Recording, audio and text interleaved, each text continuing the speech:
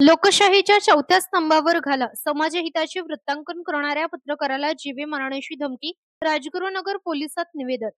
समाजहिताच्या आणि जनसामान्यांच्या प्रश्नांवर परखड वृत्तांकन करणाऱ्या पत्रकारांचा आवाज दाबण्याचा प्रयत्न खेड तालुक्यात सुरू असल्याचे चित्र निर्माण झाले आहे.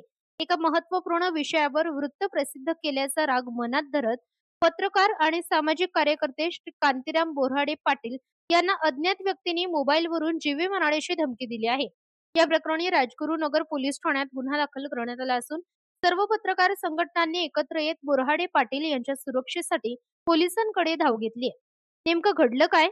तर पत्रकार कांतीराम बोऱ्हाडे पाटील यांनी समाजहिताच्या एका विशिष्ट प्रकरणावर सविस्तर वृत्तांकन केले होते. तसेच या संदर्भात कायदेशीर तक्रारीही दाखल केल्या होत्या. याचाच सूड उगवण्याच्या उद्देशाने काही हितसंबंधी व्यक्तींनी त्यांना थेट मोबाईलवर संपर्क साधून जीवे मारण्याची धमकी दिली. या कृत्यामुळे पत्रकार क्षेत्रात खळबळ उडाली आहे.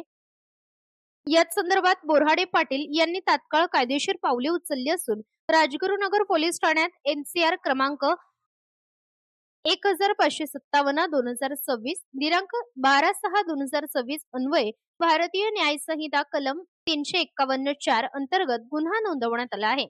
या घटनेचे गांभीर्य ओळखून आज 15 जून 2026 रोजी तालुक्यातील सर्व पत्रकार संघटना आणि पत्रकार बांधवांनी एकत्र येत राजगुरुनगर पोलीस स्टेशनचे माननीय पोलीस निरीक्षक साहेब यांची भेट घेतली. पत्रकारांच्या वतीने पोलिसांचा एक सविस्तर निवेदन सुपूर्द करण्यात आले. पत्रकार हे लोकशाहीचा चौथा स्तंभ म्हणून समाजातील गैरप्रकार चव्हाट्यावर आणण्याचे काम करत असतात.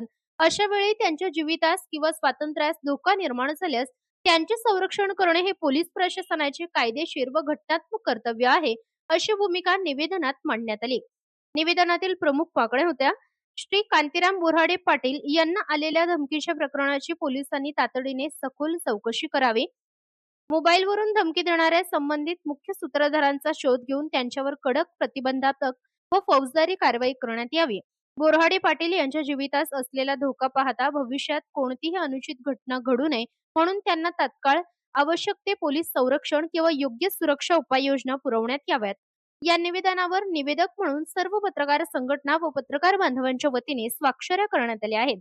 लोकशाहीत पत्रकारांवर होणारे असे हल्ले किंवा त्यांना मिळणाऱ्या धमक्या खपवून घेतल्या जाणार नाहीत, असा इशारा पत्रकार बांधवांनी दिला आहे. आता या प्रकरणी राजगुरुनगर पोलीस प्रशासन धमकी देणाऱ्यांवर काय आणि किती वेगाने कारवाई करते याकडे संपूर्ण जिल्ह्याचे लक्ष लागले आहे.